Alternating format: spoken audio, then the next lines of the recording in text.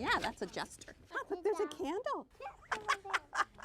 The children who come here, their parents chose for them to learn how to listen and talk. Can you sing with me? Yeah. They wanted a future for their kids that involved being part of the mainstream. Yeah.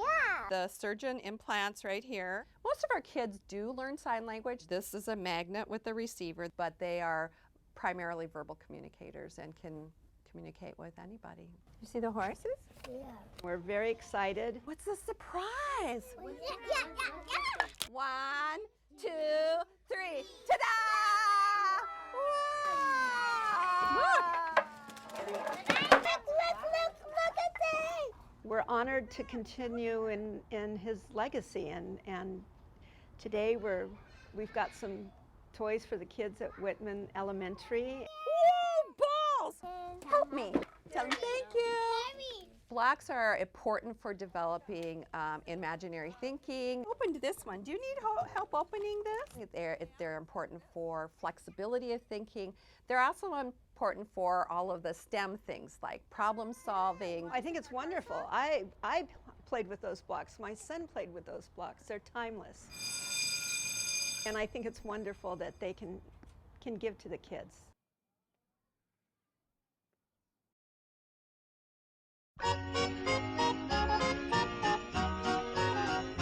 Beautiful lights, lots going on, amazing. It's the start of the Christmas season for us. For nearly 4 decades, I love December nights. December Nights in Balboa Park has helped to light up the holiday season. How can you not be in a Christmas spirit when you come here, right? A tradition for families like the Poppletons. Yeah, we love it. Christmas, all the lights, and all the people here make it feel special. And a brand new experience for others. I have never been here, and I finally felt guilty, and I thought, I need to come see what's going on. I had no idea what I was getting myself into. An incredible combination of colorful cultures, Lebkuchen, yeah. festive foods, Champorado. soul-stirring performances, and dazzling dancing. Thousands braved the traffic and the cool temperatures to enjoy this once-yearly extravaganza. Heard some spectacular music tonight. And for the second year in a row, CBS8's Jeff Zevely served as Master of Ceremonies, as well as ad hoc choir director as well. A holiday favorite not just for kids, but canines as well, like Miss Cinnamon. She hates her dress. That's what she's thinking. And 6-month-old Mia, who got some FaceTime with Santa. She'll be coming back. As will hundreds of thousands of San Diegans who have made December nights a tradition worth keeping. Being together with family. That's it, absolutely. That's it. Nothing more important than family. Family love. Family love.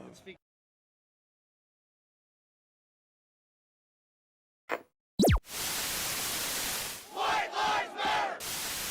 White Street! It's always been there. White Lives Matter! Bias, prejudice.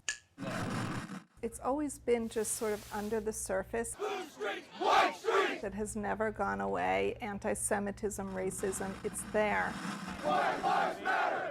It's like lifting the cover off the sewer.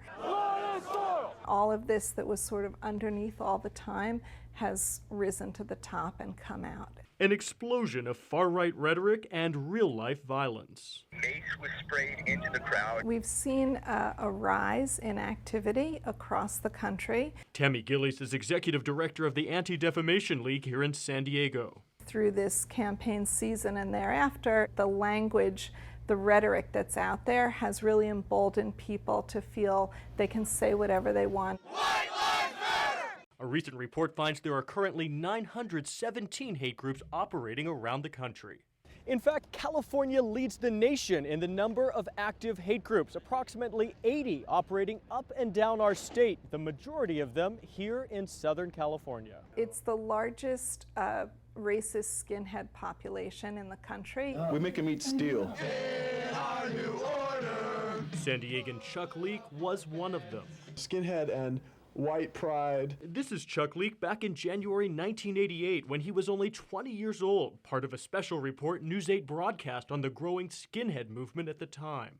I was an angry young man. This is Chuck Leek now. He remained part of the white supremacist movement for more than 2 decades, even spending time in prison. When I was in, we were Very violent, very radical. Leek is now part of a group called Life After Hate. Really helped me completely turn everything around. Created by former members of far-right extremist groups, which helps those who are seeking to leave, groups that are now experiencing a resurgence. We have seen this past year like never before. Even recruiting on college campuses, including SDSU and UCSD. They put out posters and it looks like it's just maybe a fraternity group or a club on campus. Movements that are gaining alarming momentum. Blood and soil!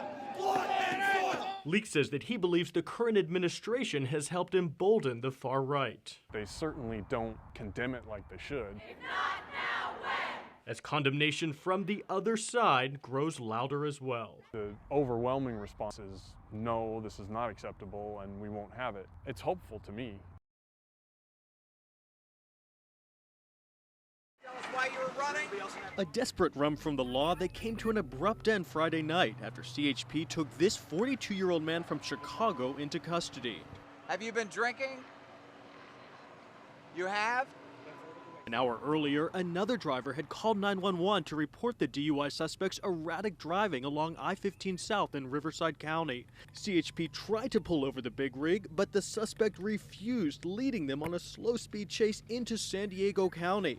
Officers managed to successfully slow the driver down with a spike strip just south of Gopher Canyon Road. We continued to follow it at probably 40 miles an hour, and as time progressed, it slowed down to probably 5 miles an hour at the very end of the termination of the pursuit. The driver eventually opted to get off the freeway at West Bernardo Drive, Open the door! Put your hands down! Open the door! but still refused to get out, prompting officers to resort to shooting these less lethal beanbags into the truck. Can you step back? Step back, sir! At last, the driver did open the door and staggered out of the semi, appearing dazed and confused, as CHP ordered him onto the ground and placed him under arrest. All I have to say is please don't drink and drive, and when the lights are behind you, just pull over. Bombs away. Those shells just tore up everything. B-109 at 3 o'clock. We're just trying to stay alive.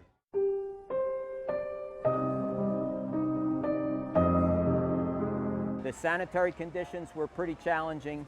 The food conditions, particularly as the war wore on, were pretty challenging. I flew 2 missions before D-Day and 66 afterward. Today we have a number of folks. I got a swastika there. So I shot down an Me-109. That were former prisoners of war. That's my airplane. This is the first time they've ever been on the Midway. I got to fly 2 missions before D-Day. They're here just to talk to the public about their experiences. Well, I ended up in Stalingrad 3, which was 90 kilometers south of Berlin. There were 5 compounds there, and about 2,000 guys in each one. Some of us had it easy, some of us had it harder. January 29th, 10:30 at night, 2 feet of snow, and off we went. And we marched for 52 miles in 4 days and 4 nights. I said, well, if you guys come down to the Midway, you'll get several thousand people to come talk to you, and they're very interested. It's an honor. I mean, to know someone that has sacrificed and done everything for this country that they could, has gone what they've been through, and are still around today to share their story. It's an honor to be able to meet them, shake their hand, and understand their sacrifice of what they've been through.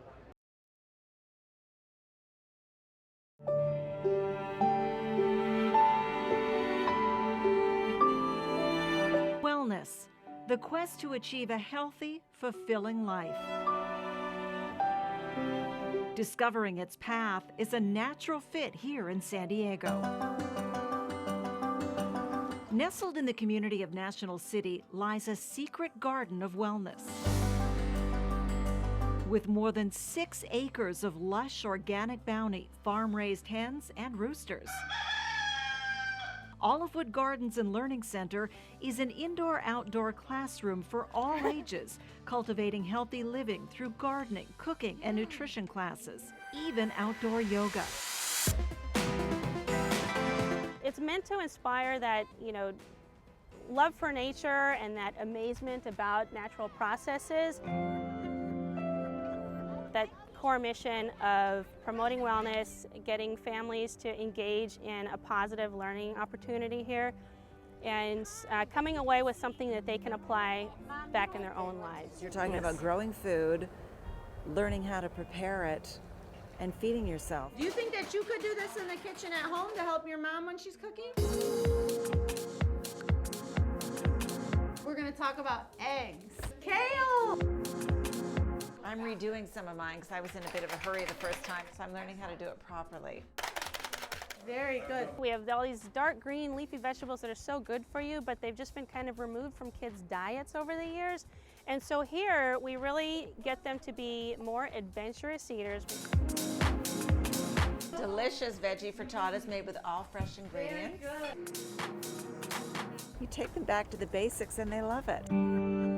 This natural back-to-basics approach is harvesting healthy change in a community where adults have the highest diabetes rates in our county. A lot of the women felt there was nothing they could really do to change that outcome for their community. And through our programs, they're realizing they really can take charge of their own health. I think the thing that struck me the most when the children arrived today is how excited they were to see a garden and to go into a kitchen and learn how to cook something. Maybe we could find a way that we could just come here every day.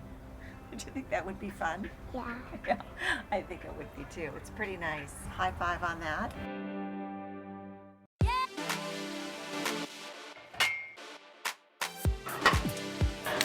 My job has stress. San Diego-based company, but I don't think there are many people out there that will tell you their job doesn't have any stress. It is why a lot of women do turn to exercise.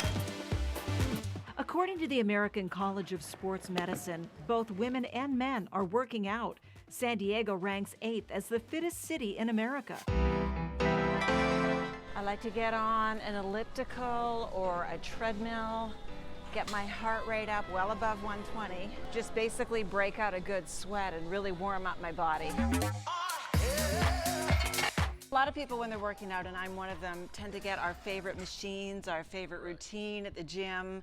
But trainers will tell you that's not good because you can plateau. What does that mean? Correct. So when you plateau, obviously your body already knows what's coming. That's why we always want to keep switching it up.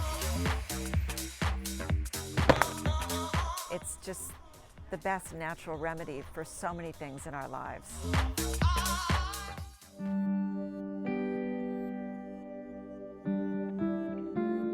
I always loved the idea of living a healthy lifestyle. Growing up in a family where my mother was a registered nurse, we always had that instilled in us. So I sort of carried that into adulthood, and as a mother now, I am trying to impart that on my children. Everybody has their own moment or their own place in San Diego that reminds them why they're so lucky and so blessed to live here. My moment, my place. Climbing Torrey Pines at the Komen San Diego 3-Day. I actually love this hill. I do. Thousands of walkers on a journey pursuing wellness together. I think one of the most important things about being healthy and looking after your health is being grateful for your health.